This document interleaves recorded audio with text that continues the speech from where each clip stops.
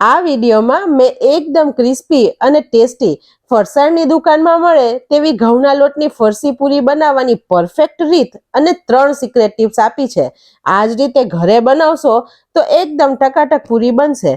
Video તો તમને ગમશે જ, તો ફ્રેન્ડ સબસ્ક્રાઇબ કરવાનું બિલકુલ ના ભૂલશો. સૌથી પહેલા આપણે ઘઉંનો 2 કપ જેટલો લોટ લઈએ છીએ અને વજનમાં ગણીએ તો 400 ગ્રામ જેટલો લોટ છે. આ લોટને આપણે ચાળી લઈએ છીએ. આ અત્યારે મેં રોટલીનો જે રેગ્યુલર લોટ આવે છે તે જ લીધો છે ફ્રેન્ડ્સ. બીજો કપ લોટ પણ આપણે ચાળી લઈએ છીએ. ફ્રેન્ડ્સ, લોટ હંમેશા ચાળીને પૂરીમાં વાપરીએ તો પૂરીનું ટેક્સચર બહુ જ સરસ આવે છે, એટલા માટે આપણે ચાળીને લઈએ છીએ. હવે આપણે આની અંદર એક સિક્રેટ વસ્તુ ઉમેરીએ છીએ જેનાથી આપણી પૂરી એકદમ ક્રિસ્પી બનશે, જે છે રવો. અત્યારે મેં ઝીણો રવો લીધો છે અને જે 3 ચમચી જેટલો ઉમેરું છું. તેને પણ આપણે ચાળી લઈએ છીએ. આ નાખવાથી ફ્રેન્ડ્સ આપણી પૂરીનું ટેક્સચર અને ટેસ્ટ બહુ જ સરસ આવશે. તેમાં અડધી ચમચી મીઠું એડ કરું છું. તમે તમારા સ્વાદ પ્રમાણે પ્લસ માઇનસ કરી શકો છો. પૂરીને સારો ટેસ્ટ આપવા માટે તેની અંદર આ મરી પાવડર એડ કરું છું, જે મેં અત્યારે અડધી નાની ચમચી જેટલો લીધો છે. આનો સ્વાદ આ પૂરીમાં બહુ જ મસ્ત લાગે છે. હવે અડધી ચમચી જીરું એડ કરું છું, જે કાચું જ જીરું છે. તેને આપણે થોડું આવી રીતે વાટીને લઈ લઈએ. ફ્રેન્ડ્સ, મરી પાવડર મારી પાસે વાટેલો તૈયાર જ હતો. જીરું વાટેલું નહોતું, તેથી મેં વાટ્યું છે. જો તમે મરી પાવડર ના રાખતા હોય તો તમારે આ ટાઈમે મરી અને જીરું બંને સાથે ખાંડી લેવાનું અને આને આપણે અધકચરું જ રાખવાનું છે. એકદમ વધારે પાવડર નથી કરવાનો. હવે આપણે આને આ લોટમાં એડ કરી દઈએ છીએ. હવે 2 પિંચ જેટલી હિંગ એડ કરી છે.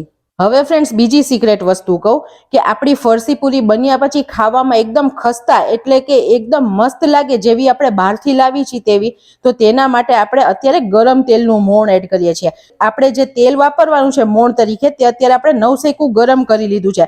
આપણે હાથેથી આમ ટચ કરી શકીએ એટલું તેલ આપણે ગરમ કરવાનું છે. ગરમ તેલ નાખશો તો ફ્રેન્ડ્સ બહુ જ સરસ પૂરી બનશે. અત્યારે આપણે 5 થી 6 ચમચી જેટલું તેલ એડ કરીએ છીએ. હવે આ બધું આપણે મિક્સ કરીએ. ફ્રેન્ડ્સ, આપણે આમાં મુઠ્ઠી પડતું મોણ દેશું. મુઠ્ઠી પડતું મોણ એટલે કે હું તમને બાંધીને બતાવું. આવી રીતે તમે જ્યારે લોટ ભેગો કરો તો બંધાઈ જવો જોઈએ શેપ. અત્યારે બંધાતો નથી. હજી મારે મોણની જરૂર છે, તો હું બીજી 1 થી 2 ચમચી મોણ એડ કરું છું. તમારે પણ જોઈ લેવાનું ફ્રેન્ડ્સ, ઓછું લાગે તો તમારે એડ કરી દેવાનું. તમારે આમાં ઘી અને તેલ બંનેનું મોણ આપવું હોય તો તમે બંને મિક્સ પણ આપી શકો છો. ફ્રેન્ડ્સ, આ પૂરી ચા સાથે બહુ જ સરસ લાગે છે. નાસ્તામાં તમે બાળકોને ટિફિનમાં આપો, લંચ બોક્સમાં આપો, બહુ જ સરસ. ટેસ્ટમાં પણ સરસ લાગે છે અને ઘઉંની છે, તેથી આપણને વાંધો પણ નથી. કારણ કે મેંદાની પૂરી ખાઈએ તો વધારે નુકસાન કરે છે, તેના કરતાં ઘઉંની પૂરી ખાવામાં વધારે સારી છે. હવે તમે જોઈ શકો છો આપણું મોણ એકદમ પરફેક્ટ છે. તમે જુઓ, આવી રીતે હું મુઠ્ઠી બનાવું છું તો મુઠ્ઠી બની જાય છે ને પછી તોડું છું ત્યારે તૂટે છે. તો અત્યારે આપણું મોણ પરફેક્ટ છે. હવે ફ્રેન્ડ્સ, ત્રીજી સિક્રેટ ટીપ કહું કે આપણે જે પાણીથી લોટ બાંધવાનો છે તે પાણી આપણે નવસેકું લેવાનું છે. આપણે માટલાનું પાણીથી લોટ નથી બાંધવાનો. અત્યારે આપણે વોમ એટલે કે નવસેકું પાણી કર્યું છે, તેનાથી લોટ બાંધીએ છીએ. આવી રીતે હાથમાં લઈ થોડું થોડું પાણી એડ કરીને જ આપણે લોટ બાંધવાનો છે. કેમ કે પૂરીનો લોટ જો સરખો કઠણ નહીં બંધાય ને તો જ્યારે આપણે પૂરી તળશું ને ત્યારે તે ફૂલી જશે અને પાછળથી તે પોચી પડી જશે. તેની માટે આપણે લોટ એકદમ કઠણ બાંધવાનો છે. છેલ્લે તમને ફ્રેન્ડ્સ કહું કે મેં આટલો લોટ બાંધવા માટે કેટલું પાણી વાપર્યું. ફ્રેન્ડ્સ, આપણે બહારથી વસ્તુ લાવીએ ત્યારે એમ થાય છે કે બહારની વસ્તુનો ટેસ્ટ અને ઘરની વસ્તુના ટેસ્ટમાં ફરક હોય છે, પણ આવી નાની નાની બાબતનું ધ્યાન રાખીને જો ઘરે પણ આપણે વેરાયટી બનાવીએ ને તો આપણી બધી વસ્તુ એકદમ બેસ્ટ બને. હવે આપણો લોટ ઓલમોસ્ટ બંધાઈ ગયો છે અને તમે જોઈ શકો છો આપણે આટલો કઠણ લોટ રાખ્યો છે. પરોઠાથી પણ વધારે કઠણ લોટ આપણે રાખવાનો છે. ફ્રેન્ડ્સ, તમારે આમાં કલર માટે હળદર નાખવી હોય તો તમે પિંચ હળદર પણ એડ કરી શકો છો, તો પીળા કલરની પૂરી બનશે. લોટ પરફેક્ટ હશે તો જ આપણી પૂરી પરફેક્ટ બનશે. તો આવી પરફેક્ટ અને ટ્રેડિશનલ રેસિપીઝ જોતા રહેવા માટે ચેનલને સબસ્ક્રાઇબ જરૂર કરજો અને બાજુમાં રહેલા બેલ આઇકન પર ક્લિક કરજો, જેથી મારી નવી રેસિપીઝ તમને તરત મળે. હવે આ લોટને આપણે ઢાંકીને 10 મિનિટ રેસ્ટ આપીએ, જેથી આપણે આમાં સોજી એડ કર્યો છે તે સરસ પલળી જાય. આટલો લોટ બાંધવા માટે મારે પોણા ગ્લાસ પાણીની જરૂર પડી છે. હવે 10 મિનિટ થઈ ગઈ છે. આપણે લોટ ખોલી લઈએ. હવે આપણે 2 થી 3 ટીપા જેટલું તેલ લઈ અને લોટને ચીકવી લઈએ. 10 મિનિટ પછી લોટ આપણો સરખો સોફ્ટ પણ થઈ ગયો છે. હવે આપણે આમાંથી થોડો લોટ લઈ બાકીનો લોટ ઢાંકી દઈએ, જેથી સૂકો ના થઈ જાય. હવે આપણે આના લુવા બનાવીએ.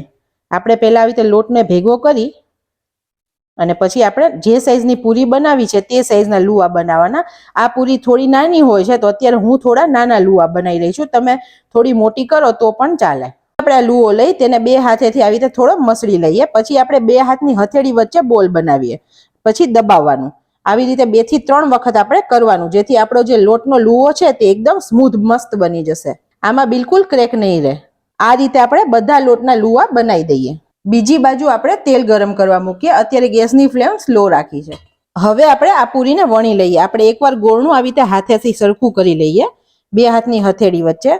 હવે આપણે સાઈડથી આવી રીતે અંગૂઠા અને આંગળીથી દબાવી દઈએ, જેથી તેની કિનારી છે તે બિલકુલ નહીં ફાટે.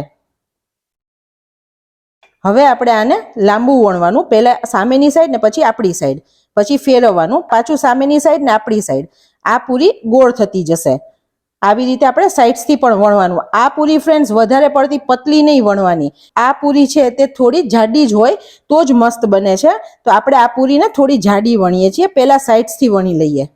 આપણે આટલી જાડાઈની પૂરી બનાવીએ છીએ. હવે આ પૂરી ફૂલે નહીં તેની માટે આવી રીતે ચપ્પુની મદદથી આમાં હોલ કરી દેવાના છે, એટલે કે આવી રીતે કાણા પાડી દેવાના છે, જેથી આપણી પૂરી તળતી વખતે બિલકુલ નહીં ફૂલે. આ રીતે આપણે બધી પૂરી વણી લઈએ. હવે તમને પૂરી વણવા માટે એક બીજી મસ્ત રીત પણ બતાવું. આપણે આવી રીતે મોટો લુવો લઈ લેવાનો અને હાથેથી આપણે આવી રીતે તેને દબાવી દઈએ છીએ.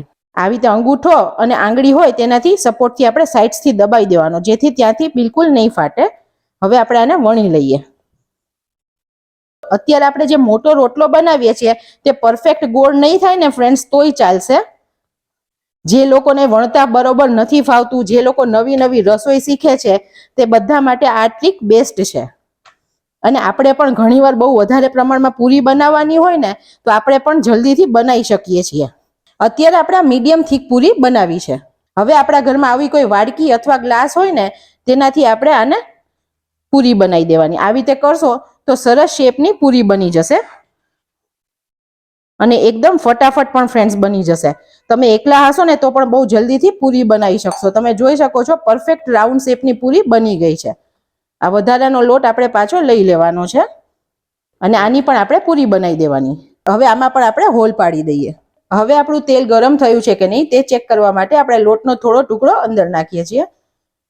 અત્યારે આવી રીતે ધીરે ધીરે કરીને લોટ ઉપર આવી રહ્યો છે. તો અત્યારે આપણું તેલ પરફેક્ટ ગરમ છે.